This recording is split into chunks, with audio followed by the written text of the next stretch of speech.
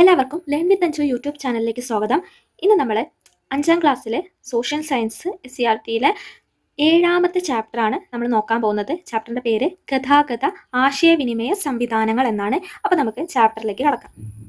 ഗതാഗത ആശയവിനിമയ സംവിധാനങ്ങൾ മനുഷ്യർക്കിടയിലുള്ള ഭൗതിക അകലം മറികടക്കുന്നതിനുള്ള മാർഗങ്ങളാണ്. മനുഷ്യർ തമ്മിലുള്ള അകലം കണക്കിലെടുത്ത് പരസ്പരം ബന്ധിപ്പിക്കുന്ന ഫലപ്രദമായ സംവിധാനമാണ് ഇത്. ജനങ്ങളെയോ ചരക്കുകളെയോ ഒരു സ്ഥലത്ത് നിന്ന് മറ്റൊരു സ്ഥലത്തേക്ക് കൊണ്ടുപോകുന്നതിന് ഗതാഗതം സഹായകമാകുന്നു. ആശയവിനിമയത്തിൽ ഒരു ഉറവിടത്തിൽ നിന്ന് ആശയങ്ങളോ സന്ദേശങ്ങളോ മറ്റൊരിടത്തിലേക്ക് കൈമാറുന്നു. ഇതാണ് നിത്യജീവിതത്തിലെ ഗതാഗത ആശയവിനിമയ സംവിധാനത്തിന്റെ പ്രസക്തി എന്ന് പറയുന്നത്.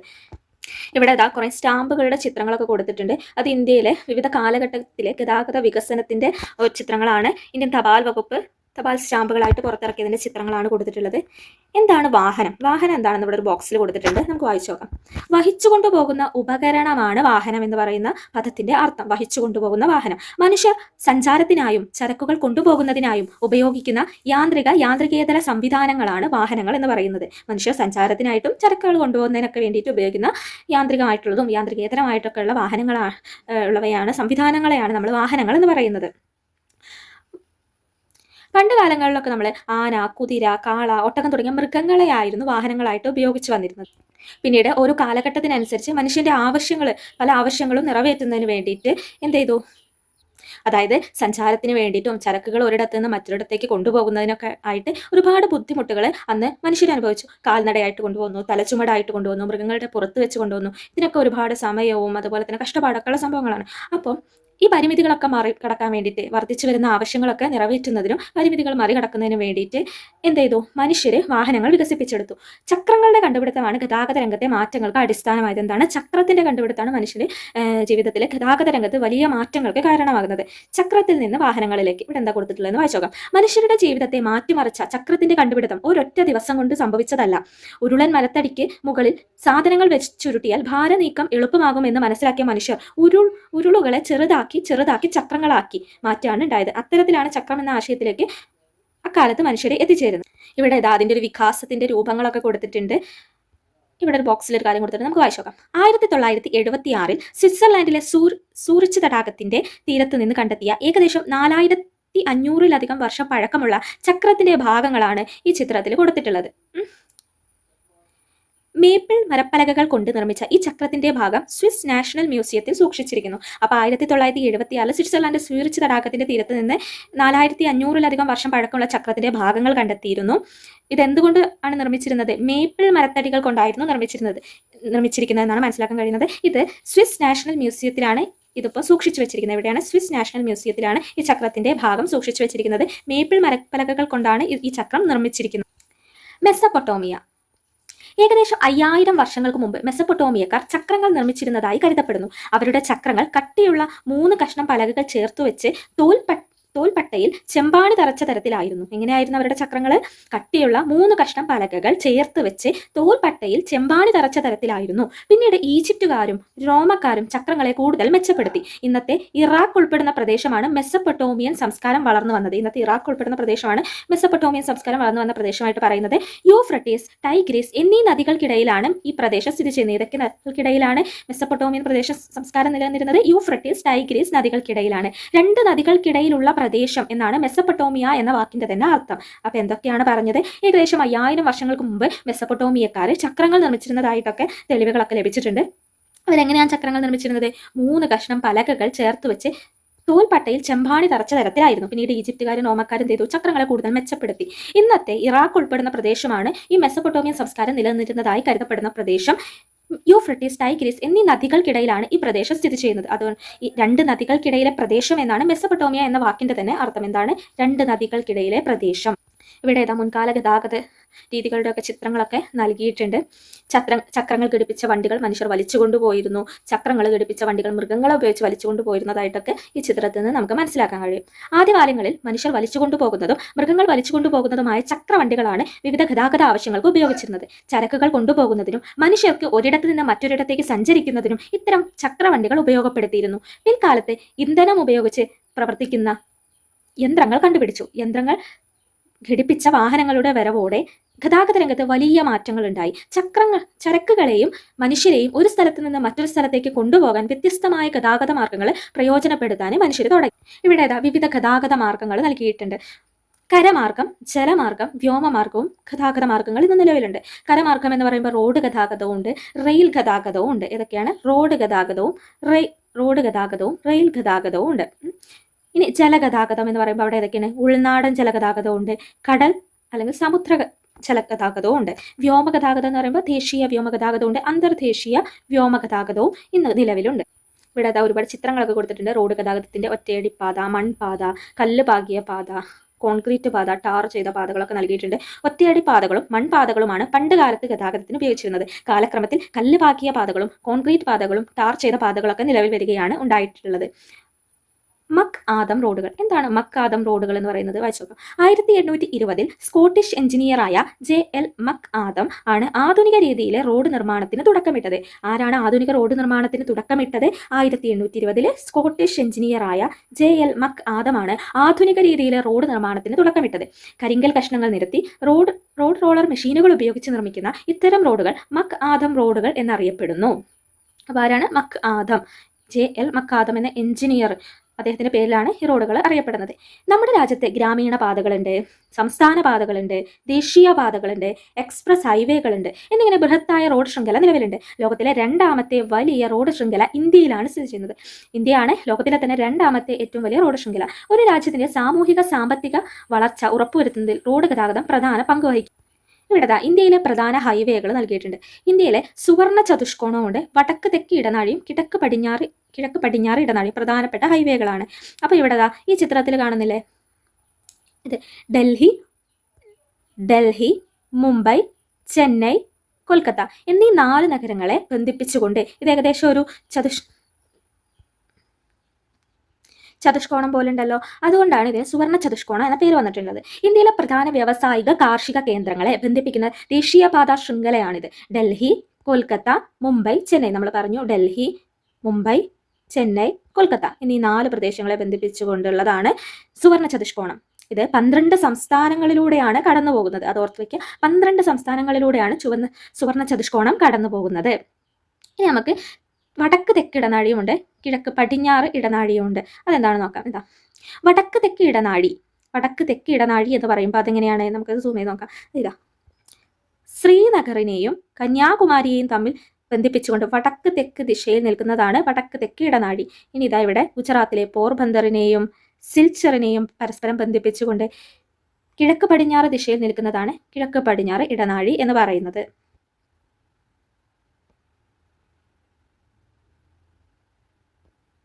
ഇനി നമുക്ക് അടുത്ത ഭാഗത്തേക്ക് പോകാം. വിവിധ രീതിയിലുള്ള വാഹനങ്ങളൊക്കെ ഇവിടെ ചിത്രത്തിൽ നൽകിയിട്ടുണ്ട്. റോഡ് ഗതാഗതത്തിന്റെ മേന്മകൾ എന്തെല്ലാം? താരതമ്യേന ചെലവ് കുറവാണ്. എന്താണ്? ചെലവ് കുറവാണ്. എല്ലാ വിഭാഗം ജനങ്ങൾക്കും പ്രാപ്യമാണ്. ഹ്രസ്വദൂര യാത്രകൾക്ക് ഏറ്റവും അനുയോജ്യം ഏതാണ്? റോഡ് ഗതാഗതമാണ്. ഇനി നമുക്ക് റെയിൽ ഗതാഗതത്തിലേക്ക് കടക്കാം.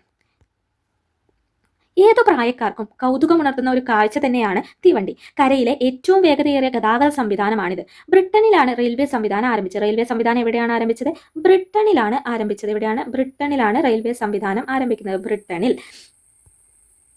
ആവിയന്ത്രത്തിന്റെ കണ്ടുപിടുത്തത്തോടെയാണ് ലോക്കോമോട്ടീവ് എന്ന തീവണ്ടി ഉദയം കൊള്ളുന്നത്. ആവിയന്ത്രത്തിന്റെ കണ്ടുപിടുത്തത്തോടെ 1825 ജോർജ് സ്റ്റീഫൻസൺ ബ്രിട്ടനിൽ ആദ്യത്തെ ലോക്കോമോട്ടീവ് തീവണ്ടി എഞ്ചിൻ നിർമ്മിച്ചു. 1825 ജോർജ് സ്റ്റീഫൻസൺ ബ്രിട്ടനിൽ ആദ്യത്തെ ലോക്കോമോട്ടീവ് തീവണ്ടി എഞ്ചിൻ നിർമ്മിച്ചു. ഇത് പ്രവർത്തിപ്പിക്കാനുള്ള ഇന്ധനമായി കൽക്കരിയാണ് അവർ ഉപയോഗിച്ചിരുന്നത്. പിൽക്കാലത്ത് സാങ്കേതിക വികാസത്തിന്റെ ഫലമായിട്ട് ഡീസൽ എഞ്ചിനുകളോ ഇലക്ട്രിക് എഞ്ചിനുകളൊക്കെ നിലവിൽ വരികയാണ് ഉണ്ടായത്. അപ്പോൾ ആവിയന്ത്രത്തിന്റെ കണ്ടുപിടുത്തത്തോടെയാണ് ലോക്കോമോട്ടീവ് എന്ന തീവണ്ടിയുടെ ഉദയം കൊള്ളുന്നത്. ബ്രിട്ടനിലാണ് റെയിൽവേ സംവിധാനം ഉദയം കൊണ്ടത്. 1825 ജോർജ് സ്റ്റീഫൻസൺ ബ്രിട്ടനിലെ ആദ്യത്തെ ലോക്കോമോട്ടീവ് തീവണ്ടി എഞ്ചിന് നിർമ്മിച്ചു. അന്ന് കൽക്കരി ആയിരുന്നു അത് ഇന്ധനമായിട്ട് ഉപയോഗിച്ചിരുന്നത്. പിൻകാലത്ത് ഡീസലും ഇലക്ട്രിക് എഞ്ചിനുകളൊക്കെ ഉപയോഗിച്ചു. 1825 ഇംഗ്ലണ്ടിലെ സ്റ്റോക്ടൺ, ഡാർലിംഗ്ടൺ എന്നീ നഗരങ്ങളെ ബന്ധിപ്പിച്ചുകൊണ്ട് ലോകത്തെ ആദ്യത്തെ റെയിൽവേ പാത നിർമ്മിക്കപ്പെട്ടു. എന്നാണ് ലോകത്തിലെ ആദ്യത്തെ റെയിൽവേ പാത നിർമ്മിക്കപ്പെടുന്നത് എവിടെയാണ്? 1825 ഇംഗ്ലണ്ടിലെ സ്റ്റോക്ടൺ, ഡാർലിംഗ്ടൺ എന്നീ നഗരങ്ങളെ ബന്ധിപ്പിച്ചുകൊണ്ടാണ് ലോകത്തെ ആദ്യത്തെ റെയിൽവേ പാത വരുന്നത്. ജോർജ് സ്റ്റീഫൻസൺ നിർമ്മിച്ച സ്റ്റീഫൻസൺ റോക്കറ്റ് എന്ന ലോക്കോമോട്ടീവ് ഈ പാതയിലൂടെ ഓടിച്ചുകൊണ്ടാണ് ലോകത്തെ റെയിൽ ഗതാഗതത്തിന് തുടക്കം കുറിക്കുന്നത്. അപ്പോൾ ജോർജ് സ്റ്റീഫൻസൺ നിർമ്മിച്ച സ്റ്റീഫൻസൺ റോക്കറ്റ് ആണ് എന്ന ലൊക്കോമോട്ടീവാണ് ഈ പാതയിലൂടെ ഓടിയത്. അപ്പോൾ 1825 ലോകത്തിലെ ആദ്യത്തെ റെയിൽപാത നിർമ്മിക്കപ്പെടുന്നു. സ്റ്റോക്ടൺ മുതൽ ഡാർലിംഗ്ടൺ വരെ, ഇംഗ്ലണ്ടിലെ സ്റ്റോക്ടൺ മുതൽ ഡാർലിംഗ്ടൺ വരെയാണ് എന്നീ നഗരങ്ങളെ ബന്ധിപ്പിച്ചുകൊണ്ടാണ് ഈ ആദ്യത്തെ റെയിൽപാത നിർമ്മിക്കപ്പെടുന്നത്. ഇവിടെ റെയിൽവേ വികാസവുമായി ബന്ധപ്പെട്ടിട്ടുള്ള ഓരോ ചിത്രങ്ങൾ നൽകിയിട്ടുണ്ട്. വിവിധ കാലഘട്ടത്തിലെ തീവണ്ടിയുടെ ചിത്രങ്ങളാണ് നൽകിയിട്ടുള്ളത്. ഇന്നിപ്പോൾ കൽക്കരിയിൽ കൊണ്ടു തുടങ്ങിയ തീവണ്ടി ഇപ്പോൾ ഇവിടെ വരെ വന്ന് നിൽക്കുന്നു, ബുള്ളറ്റ് ട്രെയിനിൽ വരെ വന്ന് നിൽക്കുന്നുണ്ട്. ബ്രിട്ടീഷുകാരാണ് ഇന്ത്യയിൽ റെയിൽ ഗതാഗതത്തിന് തുടക്കം കുറിച്ചത്. ഇന്ത്യയിൽ നിന്ന് അസംസ്കൃത വസ്തുക്കൾ, പ്രകൃതി വിഭവങ്ങളും കടൽ മാർഗം അവർ യൂറോപ്പിലേക്ക് കൊണ്ടുപോയിരുന്നു. ഈ വസ്തുക്കളും വിഭവങ്ങളും തുറമുഖങ്ങളിലേക്ക് എത്തിക്കാനുള്ള സംവിധാനം എന്ന നിലയിലാണ് റെയിൽ ഗതാഗതം ഇന്ത്യയിൽ ആരംഭിച്ചത്. ആദ്യമായിട്ട് ഇന്ത്യയിലെ ആദ്യ റെയിൽപാത ബോംബെ, ഇന്നത്തെ മുംബൈ മുതൽ താനെ വരെ ആയിരുന്നു. ഇവിടെ മുംബൈ മുതൽ താനെ വരെയായിരുന്നു. 1853 ആരംഭിച്ചത്. കേരളത്തിലെ ആദ്യത്തെ റെയിൽപാതയോ അത് 1861 ബേപ്പൂർ മുതൽ തിരൂർ വരെയാണ് ആദ്യ റെയിൽവേ വരുന്നത്. ഇന്ത്യയിലെ ആദ്യത്തെ 1853, അപ്പോൾ 1825 ലോകത്തിലെ തന്നെ ആദ്യത്തേത് വരുന്നത്. 1853 ഇന്ത്യയിലെ ആദ്യത്തെ വരുന്നത് മുംബൈ മുതൽ താനെ വരെ. കേരളത്തിൽ വരുന്നത് 1861 തിരൂർ മുതൽ ബേപ്പൂർ വരെയായി. ഇനി മെട്രോ റെയിൽ. വൻ നഗരങ്ങളിലെ യാത്രാക്ലേശം പരിഹരിക്കുന്നതിനും അന്തരീക്ഷ മലിനീകരണം കുറയ്ക്കുന്നതിനുമാണ് മെട്രോ റെയിൽ ആരംഭിച്ചത്. കൊൽക്കത്ത, ഡൽഹി, മുംബൈ, ബംഗളൂരു, ചെന്നൈ, കൊച്ചി തുടങ്ങിയ ഇന്ത്യയിലെ പ്രധാന നഗരങ്ങളിലെല്ലാം മെട്രോ റെയിൽ സംവിധാനം നിലവിലുണ്ട്. ദൈനംദിന യാത്രയ്ക്കും ചരക്ക് നീക്കത്തിനും വിനോദയാത്രയ്ക്കും ജനങ്ങൾ പ്രധാനമായും ആശ്രയിക്കുന്ന ഗതാഗത സംവിധാനമാണ് റെയിൽവേ. വളരെ വിപുലമായ റെയിൽവേ ശൃംഖല ഇന്ത്യയിൽ നിലവിലുണ്ട്. ലോകത്തിലെ ഏറ്റവും ദൈർഘ്യമേറിയ റെയിൽവേ സംവിധാനമുള്ള രാജ്യങ്ങളിലൊന്നാണ് ഇന്ത്യ. ഗതാഗത സൗകര്യം മെച്ചപ്പെടുത്തുന്നതിനും അന്തരീക്ഷ മലിനീകരണം കുറയ്ക്കുന്നതിനും ഇന്ത്യയിലെ പ്രധാന നഗരങ്ങളിൽ മെട്രോ റെയിൽ സംവിധാനവും ആരംഭിച്ചിട്ടുണ്ട്. ഇനി റെയിൽ ഗതാഗതത്തിന്റെ മേന്മകൾ എന്തൊക്കെയാണ്? കൂടുതൽ പേർക്ക് യാത്ര ചെയ്യാൻ കഴിയുന്ന ഏറ്റവും ചെലവ് കുറഞ്ഞ ഗതാഗത മാർഗമാണ്. കൂടുതൽ ചരക്ക് നീക്കത്തിന് സാധിക്കുന്നു. സമ്പദ് വ്യവസ്ഥയുടെ വളർച്ചയിൽ പ്രധാനപ്പെട്ട പങ്കുവഹിക്കുന്ന ഘടകമാണ് റെയിൽ ഗതാഗതം. ഇനി ജലഗതാഗതത്തെക്കുറിച്ചാണ് പറയുന്നത്. ഇവിടെ വിവിധ കാലഘട്ടങ്ങളിലെ ചിത്രങ്ങളൊക്കെ നൽകിയിട്ടുണ്ട്. മനുഷ്യർക്കും മൃഗങ്ങൾക്കും ജലാശയങ്ങൾ മുറിച്ചു കടക്കാൻ കഴിയാത്ത സാഹചര്യമായിരിക്കും ജലഗതാഗതം എന്ന ആശയത്തിൽ എത്തിച്ചേരുന്നത്.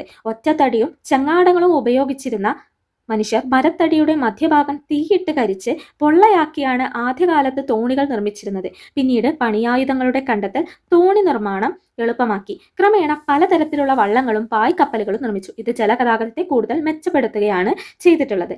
മെസ്സപ്പൊട്ടോമിയൻ ജനത വ്യാപാര രംഗത്ത് കപ്പലുകൾ പോലെയുള്ള ജലയാനങ്ങൾ ഉപയോഗിച്ചിരുന്നു.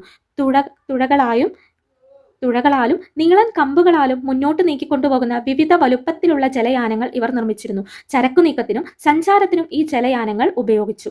സിന്ധു നദീതട സംസ്കാര കേന്ദ്രമായ ഗുജറാത്തിലെ ലോഥലിൽ കപ്പൽ നിർമ്മാണ കേന്ദ്രത്തിന്റെ ഡോക്ക് യാർഡിന്റെ അവശിഷ്ടങ്ങൾ കണ്ടെത്തിയിട്ടുണ്ട്. അപ്പോൾ കപ്പൽ നിർമ്മാണ കേന്ദ്രത്തിന്റെ ഡോക്ക് യാർഡിന്റെ അവശിഷ്ടങ്ങൾ കണ്ടെത്തിയ സിന്ധു നദീതട സംസ്കാര കേന്ദ്രം ഏതാണ്? ലോഥലാണ്. ലോഥൽ ഗുജറാത്തിലാണ് ലോഥൽ സ്ഥിതി ചെയ്യുന്നത്. ലോഥലിൽ നിന്ന് കണ്ടെത്തിയ മുദ്രകളിലും ഹരപ്പയിൽ നിന്ന് കണ്ടെത്തിയ മെസ്സപ്പൊട്ടോമിയൻ മുദ്രകളിലും ബോട്ടിന്റെ രൂപങ്ങൾ പതിച്ചിട്ടുണ്ട്. ഇത് അക്കാലത്ത് ജലഗതാഗതം നിലനിന്നിരുന്നു എന്നതിന്റെ തെളിവാണ്. ജലഗതാഗതത്തെ ഉൾനാടൻ ജലഗതാഗതം, സമുദ്ര ജലഗതാഗതം എന്നിങ്ങനെ രണ്ടായി തിരിക്കാം. റെയിൽവേയുടെ കടന്നുവരവിന് മുമ്പ് ഇന്ത്യയിലെ പ്രധാന ഗതാഗത മാർഗമായിരുന്നു ഉൾനാടൻ ജലഗതാഗതം. നദികളും കായലുകളും ധാരാളമുള്ള പ്രദേശങ്ങളിലാണ് ഉൾനാടൻ ജലഗതാഗതം പുരോഗതി പ്രാപിച്ചത്. പിൽക്കാലത്ത് ഇതിനായിട്ട് കനാലുകളൊക്കെ നിർമ്മിക്കപ്പെട്ടിട്ടുണ്ട്. കേരളത്തിലെ ഉൾനാടൻ ജലഗതാഗത പാതകൾ: കൊല്ലം മുതൽ കോട്ടപ്പുറം വരെയുള്ള ദേശീയ ജലപാത 3, കോഴിക്കോട് മുതൽ കൊടുങ്ങല്ലൂർ വരെയുള്ള കനോലി കനാൽ എന്നിവയാണ് കേരളത്തിലെ പ്രധാന 2 ഉൾനാടൻ ജലഗതാഗത പാതകൾ. അപ്പോൾ ദേശീയ ജലപാത 3, അതുപോലെ ദേശീയ ജലപാത 3 ബന്ധിപ്പിക്കുന്ന കൊല്ലം മുതൽ കോഴിക്കോട് വരെയാണ്. കോഴിക്കോട് മുതൽ കൊടുങ്ങല്ലൂർ വരെയുള്ള കനോലി കനാൽ എന്നിവയാണ് കേരളത്തിലെ പ്രധാന 2 ഉൾനാടൻ ജലഗതാഗത പാതകൾ. റെയിൽ സംവിധാനം ശക്തിപ്പെടുന്നതുവരെ ചരക്കു നീക്കത്തിന് പ്രധാനമായും ഈ ജലപാതകളെയാണ് ആശ്രയിച്ചിരുന്നത്. ഉൾനാടൻ ജലപാതകൾ ഇന്ന് വൻതോതിൽ വിനോദസഞ്ചാരികളെയും ആകർഷിക്കുന്നു. ഇന്ത്യയുമായുള്ള വ്യാപാരം മെച്ചപ്പെടുത്തുന്നതിനായി യൂറോപ്യർ ജലഗതാഗതത്തിന് പ്രാധാന്യം നൽകി. നഗരങ്ങളിലേക്ക് കൽക്കരി കൊണ്ടുപോകുന്നതിനുള്ള മാർഗം എന്ന നിലയിലാണ് യൂറോപ്യർ ആദ്യകാലങ്ങളിൽ കനാലുകൾ നിർമ്മിച്ചത്. ക്രമേണ ഇത്തരം കനാലുകൾ ജലയാത്രയ്ക്കായി കൂടുതൽ ഉപയോഗിക്കാൻ തുടങ്ങി. കേരളത്തിൽ നിർമ്മിക്കപ്പെട്ട കനാലുകളാണ് കനോലി കനാൽ, പാർവതി പുത്തനാർ തുടങ്ങിയവ. കിഴക്കിന്റെ വെനീസ് എന്നറിയപ്പെടുന്ന ആലപ്പുഴയിൽ ധാരാളം കനാലുകളുണ്ട്. ഇനി കനോലി കനാൽ.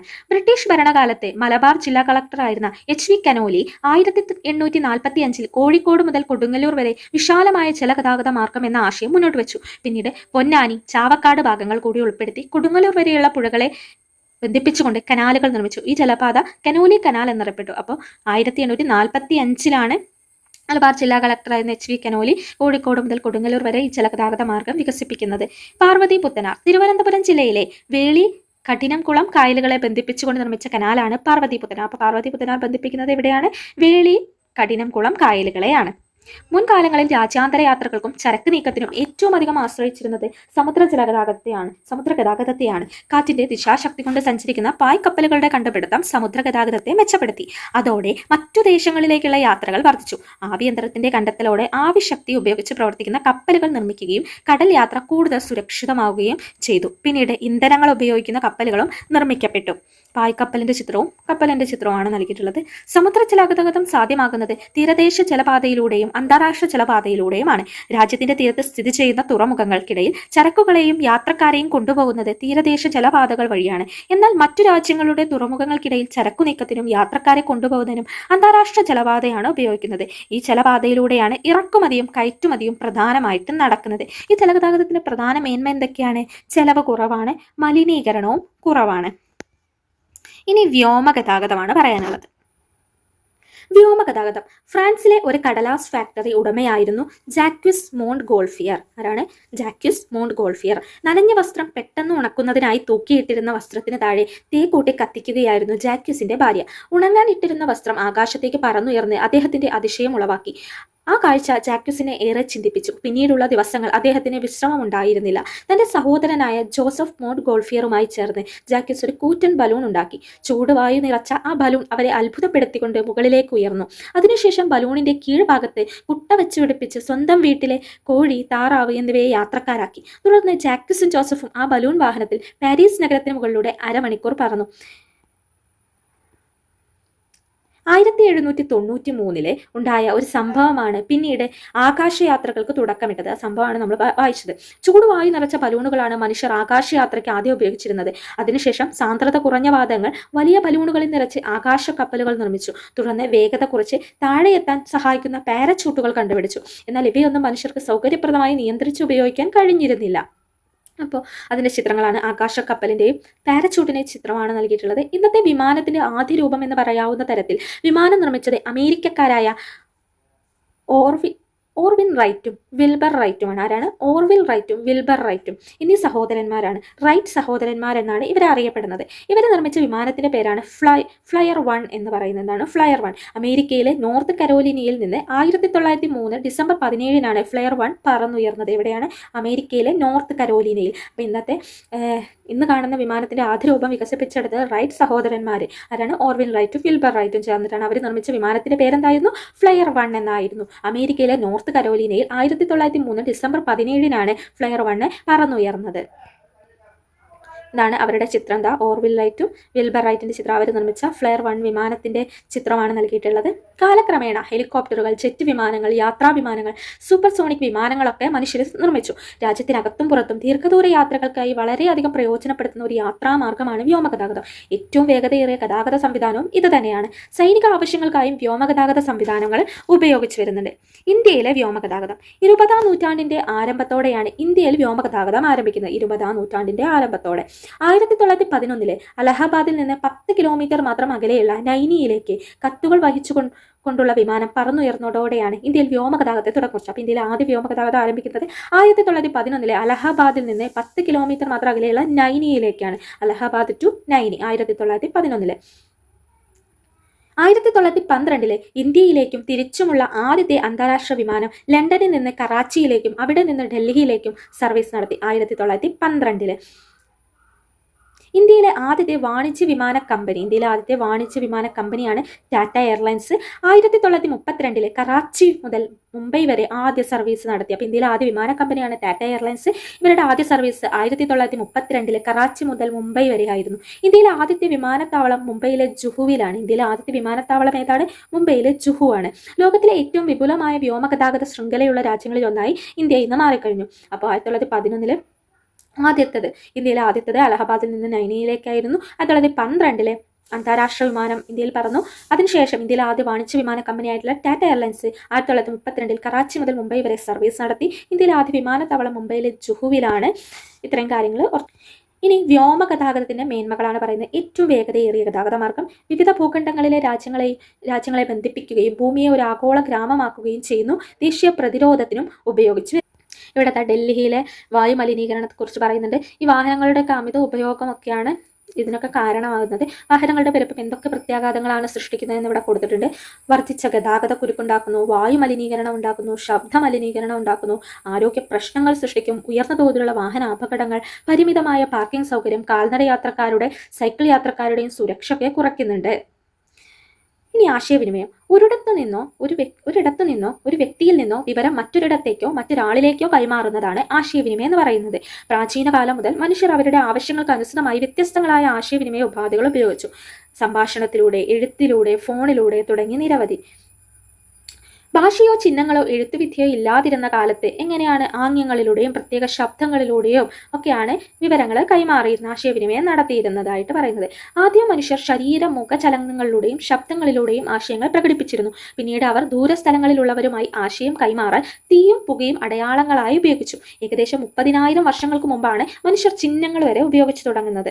പ്രാചീന കാലത്തെ ഗുഹകളുടെ ഭിത്തിയിൽ വരച്ച ചിത്രങ്ങൾ അക്കാലത്തെ ആശയവിനിമയത്തിന്റെ ഉദാഹരണങ്ങളാണ്. ചിഹ്നങ്ങളും ചിത്രങ്ങളും ആശയപ്രകടനത്തിന് ഉപയോഗിക്കുന്നു. പിന്നീട് അവർ ലിപികൾക്കും എഴുത്തുവിദ്യയ്ക്കും രൂപം നൽകി. ഏകദേശം 5000 വർഷങ്ങൾക്ക് മുമ്പാണ് മനുഷ്യർ എഴുത്തുവിദ്യ രൂപപ്പെടുത്തിയത് എന്നാണ് നിഗമനം. സുമേറിയക്കാരാണ് ആദ്യമായി എഴുത്തുവിദ്യ വികസിപ്പിച്ചത്. ക്യൂണിഫോം എന്ന പേരിൽ ഈ ലിപി അറിയപ്പെടുന്നു. ഇവ കളിമൺ ഫലകങ്ങളിലാണ് എഴുതിയിരുന്നത്. ഈജിപ്തിൽ രൂപം കൊണ്ട ലിപിയാണ് ഹൈറോഗ്ലിഫിക്സ് എന്ന് പറയുന്നത്. അപ്പോൾ ആദ്യമായി എഴുത്തുവിദ്യ വികസിപ്പിച്ച സുമേറിയക്കാരാണ്. ഇത് ക്യൂണിഫോം എന്നാണ് ഈ ലിപി അറിയപ്പെടുന്നത്. കളിമൺ ഫലകങ്ങളിലാണ് എഴുതിയിരുന്നത്. ഈജിപ്തിൽ രൂപം കൊണ്ട ലിപി ഏതാണ്? ഹൈറോഗ്ലിഫിക്സ്. ഇതവിടെ ക്യൂണിഫോം ലിപിയും ഹൈറോഗ്ലിഫിക്സ് ലിപിയുടെ ഒക്കെ ചിത്രങ്ങൾ കൊടുത്തിട്ടുണ്ട്. ഇനി ഇവിടെ ചില ചിത്രങ്ങളും അത് എഴുതാൻ ഉപയോഗിച്ചിരുന്ന പ്രതലവും ഉപകരണവും ഒക്കെ കൊടുത്തിട്ടുണ്ട്. ഇവിടെ ആദ്യം കാണുന്ന ചിത്രം ശിലയാണ്. അതിൽ കൂർത്ത കല്ലുകൾ ഉപയോഗിച്ചാണ് എഴുതിയിട്ടുള്ളത്. ചെമ്പ് തകിട്, ലോഹ എഴുത്താണ് ഉപയോഗിച്ചാണ് ചെമ്പ് തകിടിൽ എഴുതിയിരുന്നത്. താളിയോലകൾ എന്തുപയോഗിച്ച് എഴുത്താണിയും നാരായവും ഒക്കെ ഉപയോഗിച്ചാണ് എഴുതിയിരുന്നത്. ആദ്യകാലങ്ങളിൽ വാർത്തകളും സന്ദേശങ്ങളും ഒരിടത്ത് നിന്ന് മറ്റൊരിടത്തേക്ക് എത്തിക്കുവാനായി കുതിരകളെയും നായകളെയും പക്ഷികളെയും വരെ ഉപയോഗിച്ചിരുന്നു. വാർത്തകളും സന്ദേശങ്ങളും പൊതുജനങ്ങളെ അറിയിക്കുന്നതിന് രാജഭരണകാലത്ത് ഉപയോഗിച്ചിരുന്നതാണ് രാജവിളംബരം എന്ന് പറയുന്നത്. അച്ചടി യന്ത്രങ്ങളുടെ കണ്ടുപിടുത്തത്തോടെയാണ് വാർത്തകളും സന്ദേശങ്ങളും കൈമാറുന്നത് എളുപ്പമായി തുടങ്ങിയത്. അച്ചടി സാങ്കേതിക വിദ്യ കണ്ടുപിടിച്ചത് ചൈനക്കാരാണ് അച്ചടി സാങ്കേതിക വിദ്യ കണ്ടുപിടിക്കുന്നത്. ചൈനക്കാരാണ്. ആദ്യകാലങ്ങളിൽ അച്ചടി യന്ത്രങ്ങൾ മരക്കട്ടകൾ ഉപയോഗിച്ചാണ് പ്രവർത്തിച്ചിരുന്നത്. പിന്നീട് ജർമ്മൻകാരനായ ഗുട്ടൻബർഗ് ഇരുമ്പ് ഉപയോഗിച്ചുള്ള അച്ചടി യന്ത്രം കണ്ടുപിടിച്ചു. അച്ചടിയുടെ വരവോടെ ആശയങ്ങളും വാർത്തകളും വേഗത്തിൽ പ്രചരിക്കാൻ തുടങ്ങി. അപ്പോൾ ഇരുമ്പ് ഉപയോഗിച്ചുള്ള അച്ചടി യന്ത്രം കണ്ടുപിടിച്ച ആരാണ്? ജർമ്മൻകാരനായ ഗുട്ടൻബർഗ് ആണ്. ഗുട്ടൻബർഗിന്റെ അച്ചടി യന്ത്രമാണ്. ഇതാണ് ഗുട്ടൻബർഗ്. പൂർണ്ണമായി മലയാളത്തിൽ അച്ചടിച്ച ആദ്യ പുസ്തകം ഏതാണ്? സംക്ഷേപ വേദാർത്ഥം. ഇതിന്റെ ചിത്രമാണ് ഇവിടെ കൊടുത്തിട്ടുള്ളത്. പൂർണ്ണമായി മലയാളത്തിൽ അച്ചടിച്ച ആദ്യത്തെ പുസ്തകം ഏതാണ്? സംക്ഷേപ വേദാർത്ഥം. തപാൽ സംവിധാനത്തിന്റെ കടന്നുവരവ് ആശയവിനിമയം വേഗത്തിലാക്കി. ഗതാഗത രംഗത്തുണ്ടായ പുരോഗതിയും ആശയവിനിമയത്തെ സ്വാധീനിച്ചു. ആശയങ്ങളും സന്ദേശങ്ങളും വാർത്തകളും എത്തിക്കുന്നതിന് തപാൽ സംവിധാനം വ്യാപകമായി ഉപയോഗിക്കാൻ തുടങ്ങി. ശാസ്ത്ര സാങ്കേതിക രംഗങ്ങളിലുണ്ടായ വികാസം ആശയവിനിമയ രംഗത്ത് വൻ കുതിച്ചുചാട്ടത്തിന് വഴിയൊരുക്കി. ഇന്റർനെറ്റിന്റെയും അനുബന്ധ സേവനങ്ങളുടെയും കടന്നുവരവ് ആശയവിനിമയ രംഗത്ത് വിപ്ലവകരമായ മാറ്റമാണ് സൃഷ്ടിച്ചിട്ടുള്ളത്. ആശയവിനിമയ രീതികൾ. വ്യക്തിഗത ആശയവിനിമയമുണ്ട്, ബഹുജന ആശയവിനിമയമുണ്ട്. വ്യക്തിഗത ആശയവിനിമയം എന്ന് പറഞ്ഞാൽ ഒരു വ്യക്തിയിൽ നിന്ന് മറ്റൊരു വ്യക്തിയിലേക്ക് സന്ദേശങ്ങളോ ആശയങ്ങളോ വിനിമയം ചെയ്യുന്നതാണ് വ്യക്തിഗത ആശയവിനിമയം. ഇതിനായിട്ട് നമ്മൾ ഉപയോഗിക്കുന്നതാണ് ഇൻലെൻസ്, ടെലഗ്രാഫ്, ടെലഫോണ്, ഫാക്സ് മെഷീന്, ഇന്റർനെറ്റ്, ഇമെയിൽ, മൊബൈൽ ഫോൺ എന്നിവയെ ഉപയോഗിക്കുന്നു. ബഹുജന ആശയവിനിമയം എന്ന് പറഞ്ഞാൽ ഒരു സന്ദേശമോ ആശയമോ വലിയൊരു ജനവിഭാഗത്തിലേക്ക് എത്തിക്കുന്നതാണ് ബഹുജന ആശയവിനിമയം. ബഹുജന ആശയവിനിമയ ഉപാധികളാണ് വർത്തമാന പത്രങ്ങൾ, റേഡിയോ, ടെലിവിഷൻ, സെമിനാർ, പൊതുയോഗം, തെരുവു നാടകം. ഇപ്പോൾ നമ്മൾ പറഞ്ഞ വ്യക്തിഗത ആശയവിനിമയ രീതികളും ബഹുജന ആശയവിനിമയ രീതികൾക്കും അപ്പുറമായിട്ട് പുസ്തകങ്ങൾ, മാഗസിനുകൾ, കലാരൂപങ്ങൾ, സിനിമ, സാമൂഹ്യ മാധ്യമങ്ങളൊക്കെ നമുക്ക് ഇങ്ങനെ ആശയം കൈമാറുന്നതിന് വേണ്ടിയിട്ട് ഉപയോഗിക്കാൻ പറ്റും. ഇന്റർനെറ്റ് അധിഷ്ഠിത നൂതന ആശയവിനിമയ സാങ്കേതിക വിദ്യ. ലോകമെമ്പാടുമുള്ള കമ്പ്യൂട്ടറുകളെ ബന്ധിപ്പിക്കുന്ന ശൃംഖലയാണ് ഇന്റർനെറ്റ് എന്ന് പറയുന്നത്. പലതരത്തിലുള്ള വിവരങ്ങൾ നമുക്ക് ഇന്റർനെറ്റിന്റെ സഹായത്തോടെ ലഭിക്കുന്നു. ഇന്റർനെറ്റിന്റെ സാധ്യതകൾ പ്രയോജനപ്പെടുത്തി ഉപയോഗിക്കുന്ന ചില നൂതന ആശയവിനിമയ സംവിധാനങ്ങളാണ് താഴെ കൊടുത്തിരിക്കുന്നത്. നമുക്ക് വായിച്ചു നോക്കാം. ഒന്ന്, വീഡിയോ കോൺഫറൻസ്.